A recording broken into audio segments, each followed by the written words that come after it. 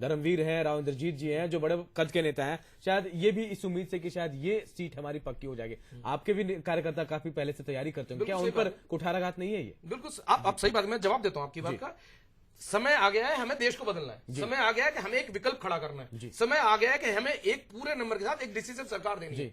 आज जो लोग कांग्रेस से जुड़े हैं या किसी अन्य दल से जुड़े हैं, वो कहीं ना कहीं उनके भ्रष्टाचार अंदर व्याप्त जो भी उनका कुनीति रही है, कुरीति रही है या विनाश वाली प्रवृत्ति रही है, उसको उससे छोड़ के आ रहे हैं, उससे दूर बच के आ रहे हैं। और उसमें हर ऐसा नहीं कि एक जो नेता रहा उसे टिकट मिल रहा है, उसमें कुछ नेता ऐसे हैं जो सशक्त दावेदार हैं, जिनका एक बेस है। अब आप राव इंद्रजीत की बात करें, पिछले 4 साल से सक्रिय हैं वो उनकी आवाज हमेशा वोकल रही है अगेंस्ट। उन्होंने राज्य सरकार के खिलाफ कई बार चीजें बोली। ऐसा तो नहीं कि आपको उनसे सशक्त उम्मीदवार नहीं था आपके बीजेपी पार्टी में? नहीं है, शायद इस वजह से आप लोगों ने उन्हें टिकट दिया। अगर मान लो बीजेपी में उनका कोई विरोध होता तो वो सामने आता ना।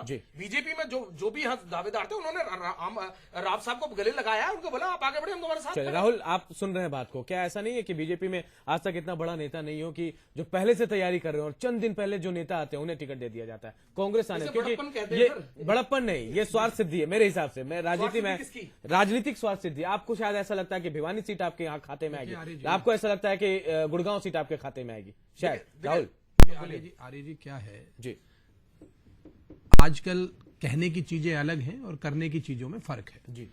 वास्तविकता तो ये है कि कहने को तो ये है कि एक सुशासन और पारदर्शी सरकार को लाने की बात हो रही है, लेकिन उसमें किसी भी तरह के समझौते करने को हमारे विपक्षी दल तैयार हैं जी। इससे बहुत बेहतर उम्मीदवार यहां पर मौजूद थे भारतीय जनता पार्टी। राव नरवीर थे हमारे, राव नरवीर काफी समय से लगे थे। उनका भी एक राजनीतिक परिवार, जिस तरीके से राव इंद्रजीत जी का राजनीतिक परिवार है, राव महावीर सिंह इस इलाके के बहुत बड़े नेता रहे। राव नरवीर जी के पिताजी, उनका भी बड़ा राजनीतिक परिवार है।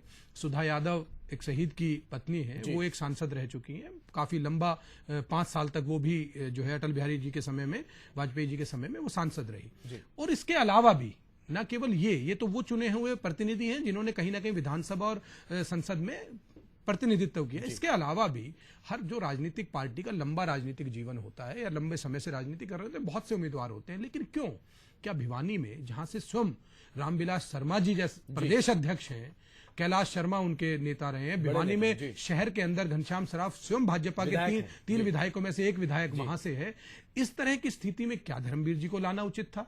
क्या कैडर भारतीय जनता पार्टी का नहीं था इतना मजबूत कि ना तो गुड़गांव में और ना ही वहां पर जो है मौजूद थे? इसके अलावा आप सोनीपत में उठा के देखिए, क्या भारतीय जनता पार्टी, किशन सिंह सागवान लगातार वहां पर रहे 3 बार। उनके अलावा बहुत से भारतीय जनता पार्टी के वहां पे कार्यकर्ता हैं। देखिए, ये बातें तो इनका है कि किसको टिकट देना है, किसको नहीं है, लेकिन क्योंकि प्रदेश में सभी राजनीतिक दल आपसी मुकाबला होता है, सब लोगों को जानते हैं राजनीतिक तौर पे कौन है कौन नहीं है।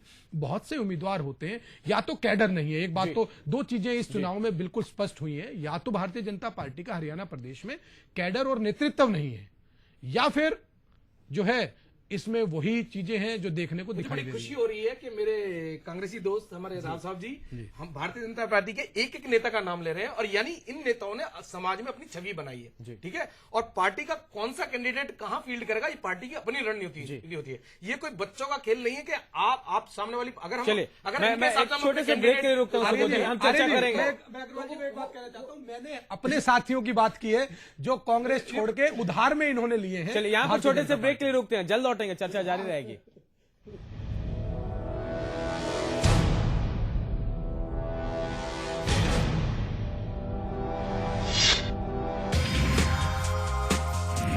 सच हमेशा सच रहता है, लेकिन सच बोलना बेहद जरूरी। लोगों का भरोसा हमारी ताकत है, इस ताकत को बनाए रखना बेहद जरूरी है।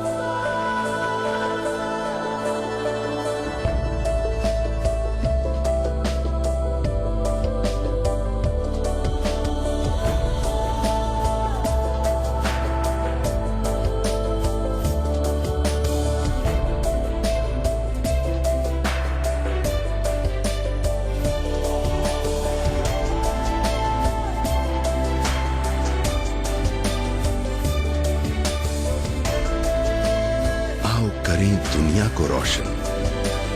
सुकैम, एक नई सोच। वायदों की भरमार, टिकट की मारामार, जीत की तैयारी, जीतने की खुशी। किसान खलिहान, बाजार व्यापार, जहां भी होगी हरियाणा की बात, हम होंगे साथ हर दिन 24 घंटे। आंखों देखा हरियाणा।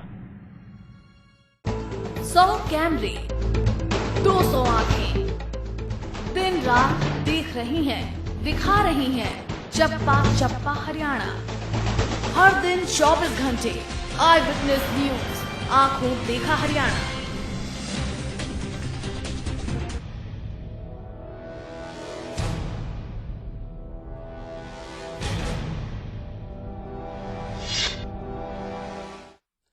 तो आपकी राह आसान नहीं है। ऐसा सिर्फ आम आदमी पार्टी की बात नहीं करें, बाकी पार्टियों में भी यही कुछ चल रहा है। राहुल जी और शायद सुबोध जी में इसी बात को लेकर थोड़ी बहुत बातचीत हो रही थी। राहुल जी, सुबोध जी से मैं गुजारिश करूंगा अपनी बात पूरी कर लें। आप कुछ बता रहे थे राहुल जी को। मैं सिर्फ यही कहना चाह रहा हूं कि ये बहुत अच्छी बात है कि आज बीजेपी में इतने सारे नेता हैं। तो यानी जब हम समाज और देश को बदलने की बात करते हैं तब हमारे पास एक पूरा कैडर आज तैयार है। नेताओं की एक पूरी फहरिस्त है जो कि इस बदलाव को आगे बढ़ाएगी।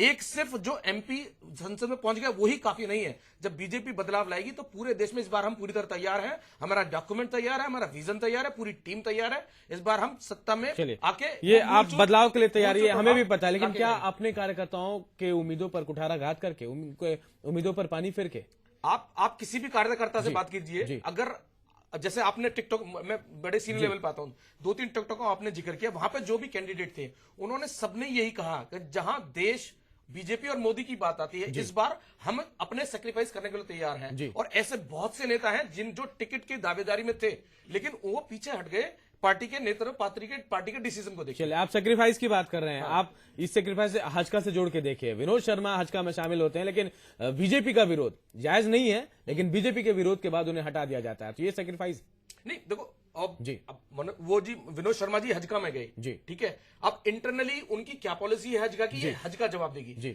बीजेपी का विरोध है ये, ठीक है, ये मार्केट में रिमर्स है, इन पे मैं ज्यादा टिप्पणी करना उचित नहीं। चलिए, ये बयान हमारे पास भी आया कि बीजेपी के जो प्रदेश अध्यक्ष है आपके, रामविलास शर्मा, उन्होंने साफ कहा कि मैंने फोन करके कह दिया है कुलदीप बिश्नोई को कि उनसे कोई संबंध नहीं रखे। तो उनके पास कोई ना कोई तथ्य होगा, उन्होंने, हो सकता है क्योंकि वो साथ ही रहे हैं, अपना उन्होंने रिजर्वेशन दिया, उस पर कोई हजका ने कोई निर्णय लिया, मुझे नहीं। ये कहा गया कि काफी आरोप लगे, लेकिन आरोप तो धर्मवीर साहब पर भी थे। अरे जी, हमारे बीजेपी के साथी हमारे भाई ने कहा कि कहीं पे भी, जहां पे भी टिकटें तुरंत प्रभाव से दी गई, पैरासूटी उम्मीदवारों को दी गई, जो चंद दिनों पहले भाजपा में शामिल हुए उन लोगों को दी गई।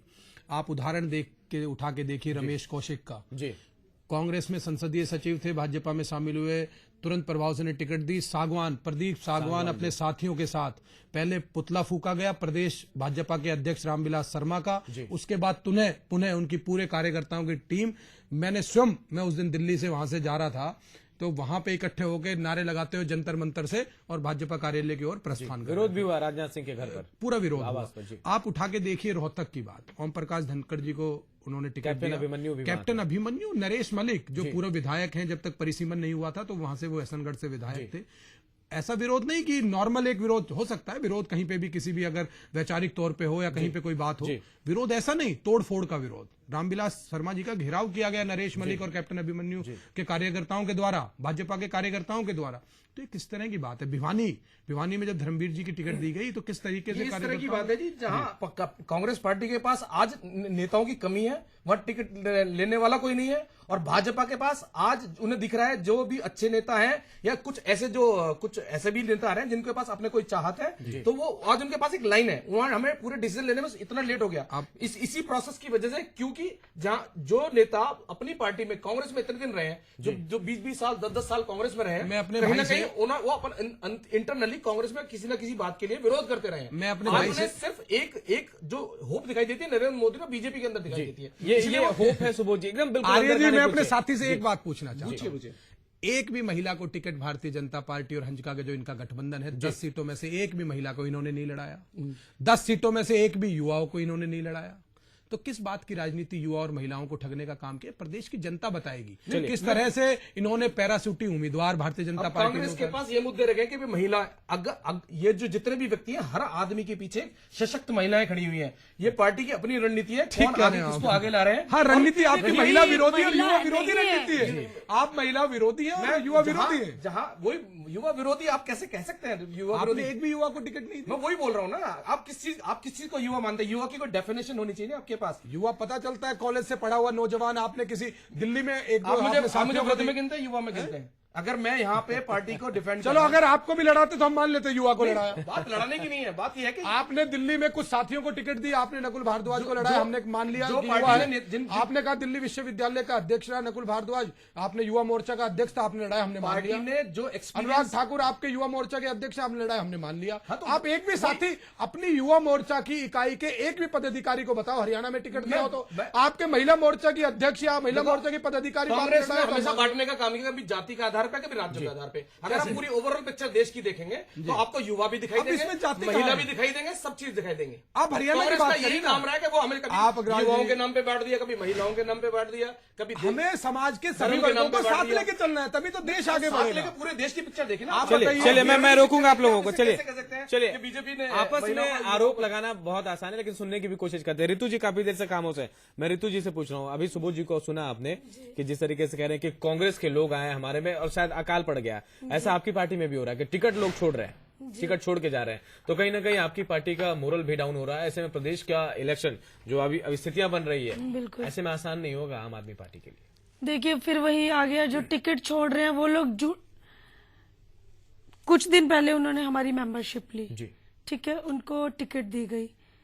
उनकी या तो ख्वाहिशें ज्यादा थी जी, जो हमारी पार्टी नहीं कर सकती, ठीक है, उन्होंने टिकट छोड़ दी, हमने अपने दूसरे उम्मीदवार को दे दी। अरविंद केजरीवाल की ख्वाहिशें ज्यादा नहीं है, लोग विधानसभा से उठकर सीधे लोकसभा जाना चाहते हैं, कहीं ना कहीं पीएम की कुर्सी पे बैठने की ख्वाहिश, बहुत बड़ी ख्वाहिश। वो ख्वाहिश नहीं है, ये एक आज के दिन आम आदमी की जरूरत है। जो आम आदमी सड़क पे उतरा है, जो काले झंडे दिखा रहे हैं, वो इसीलिए दिखा रहे हैं, वो अपना रोष प्रकट कर रहे हैं, क्योंकि उनको ये लग रहा है, वो कहावत है कि हम अपनी नाकामयाबी से इतने दुखी नहीं है, बट दूसरे की कामयाबी से ज्यादा दुखी है। चलिए एक आरोप आम आदमी पार्टी पर यह भी लगा रहे तुझे कि आप शायद अपने नियम खुद ही बनाते हैं, खुद ही तोड़ देते हैं अपने लोगों के लिए।